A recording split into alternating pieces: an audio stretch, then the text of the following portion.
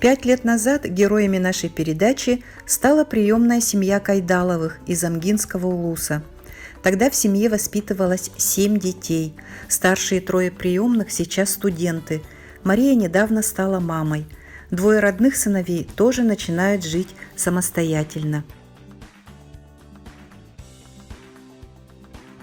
И вот спустя 5 лет мы вновь отправились в Амгинский улус в гости к приемной семье Кайдаловых.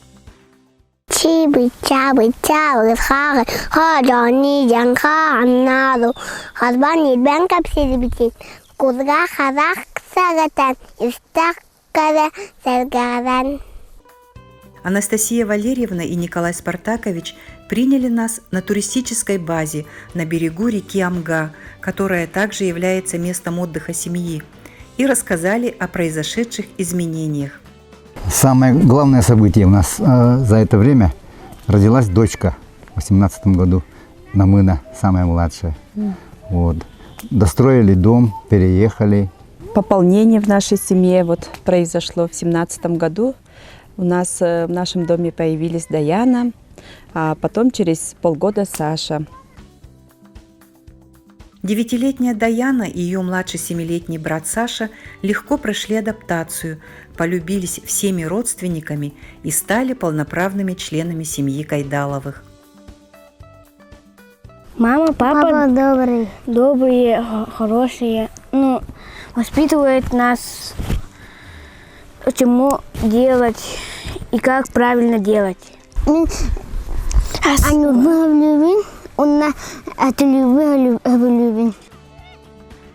То, что приемные и родные дети сразу сдружились, позволило легче преодолевать возникающие трудности. Трудности всегда бывают, я думаю, в каждой семье. Но Даяна у нас быстро адаптировалась, на мой взгляд. Она сама общительная, быстро все схватывает, хорошо учится и старается. То, что мама делает, она копирует. Большие изменения произошли и в фермерском хозяйстве семьи Кайдаловых. За этот 5 лет мы увеличили количество коров, участвовали в конкурсе гранта Минсельхоза «Семейная ферма». На полученный грант мы построили ферму на 50 голов. Вот. Технику купили, трактор, сенокосную сельхозтехнику купили. И живность. И якутских коров. Коров якутской породы. Фермерское хозяйство является основным семейным делом, приносящим не только доход, но и позволяющим семье обеспечивать себя сельскохозяйственной продукцией. 14-летний родной сын Коля уже имеет опыт в уходе за якутскими коровами. Якутские коровы – это очень особый вид коров. У них обычно бывает очень маленькое вымя, очень густое молоко. Я помогаю в хозяйстве, убираю навоз, дою коров. Без помощи сыновей и родственников Николаю Спартаковичу было бы сложно вести такое хозяйство. Но главное, что бы хотелось главе семьи, это получать поддержку со стороны государства. Надо перенимать опыты других регионов, мне так кажется. По телевизору показывают там приемные семьи, допустим, в каком-то там Курганской области, детей берут, и им местная администрация сразу помогает построить дом, землю дает. Землю они там стараются выделить. В нашей республике не хватает закона о приемных родителях. Единого закона. Как полная приемная семья. У приемных семей только один родитель получает вознаграждение. А так надо, чтобы обоим, нам кажется. Все равно Мы, допустим, от своих основных работ отказались, ушли, как мы сделали свою приемную семью, и занялись своим бизнесом, чтобы ближе быть к детям. Каждый день с ними тогда получается. А если были бы оба бюджетниками, тогда нам надо было бы арендовать воспитателя, няньку, А мы-то в ответе мы, родители. Вот. Сейчас бы как бы все равно на первом месте дети, семья, и совмещаем как бы с детьми и работу вместе. Конечно, это очень нелегкий труд. Приемные родители несут двойную ответственность, воспитывая как родных, так и приемных детей. Все дети одинаковые, мне кажется. И потом они растут, и сейчас из гнездышка выпускаются, как бы, да, на учебу идут. И очень скучают по родному дому. И это вот самое такое хорошее чувство для мамы, вот для папы, что они говорят о хорошем, да, что вот мы их воспитали правильно. Вот мой старший Леня, например, в первом курсе сказал, что, оказывается, я умею делать все.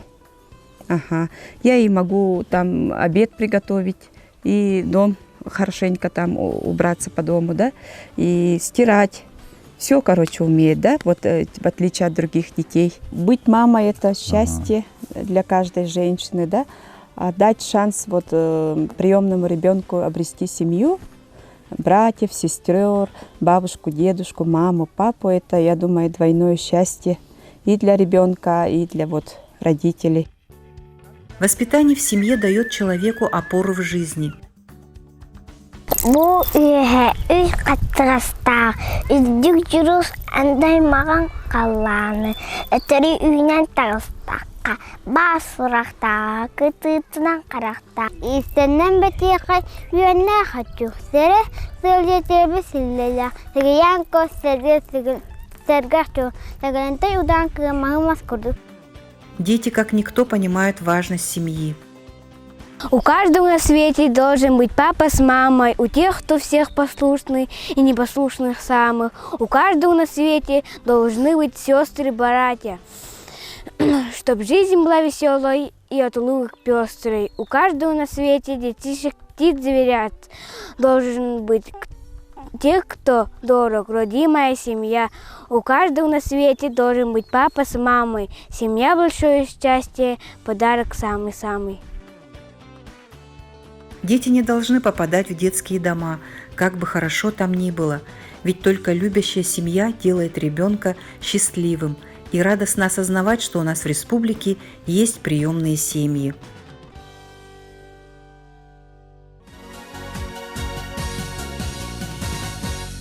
На съезде вот женщин в марте, да, который состоялся, вот съезд, Анастасия Валерьевна вот, Кайдалова, приемная семья, она вошла в состав делегации, да, Амгинского улуса, и она ставила вопросы. Но, в общем, они ставили вопросы по проезду таких родителей к местам.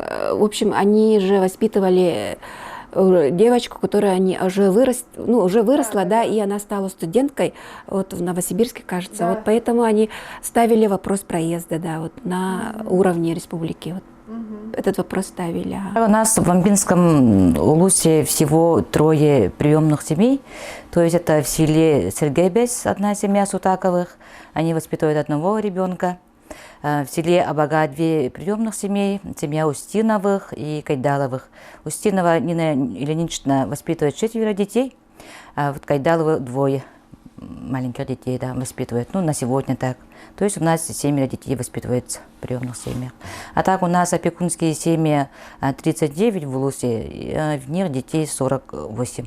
Нашим приемным семьям оказывается такая поддержка, как их приемных детей обеспечивают летней занятостью, летним отдыхом, лагерями обеспечивает. У нас проводятся вот круглые столы, семинары, не только вот семьям, приемным семьям, но и семьям, которые состоят на учете, на профилактических учетах вот, по социально опасным положениям и по трудной жизненной ситуации. У нас в социально опасном положении семей на учете состоит 28 стало на сегодня. С ними, да, работаем со семьями, все органы профилактики. То есть там входит даже отдел культуры, отдел молодежи, соответственно, полиция, отделение социальной помощи семье и детям входит там, центр социальной помощи, психологической помощи тоже, опять же. Мы все вместе тесно работаем. Бывают семьи, да, очень на долгое время. Вот этот все шаги, моменты, да, проходят. Бывает, и через 6 месяцев мы уже снимаем с учета.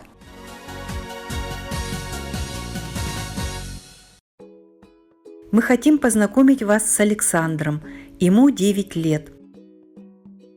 Я люблю играть в шашки, шахматы, рисовать, лепить что-то из пластилина. Мне нравится физкультура, рисование. Когда я вырасту, я стану полицейским. Саша у нас совсем недавно поступил.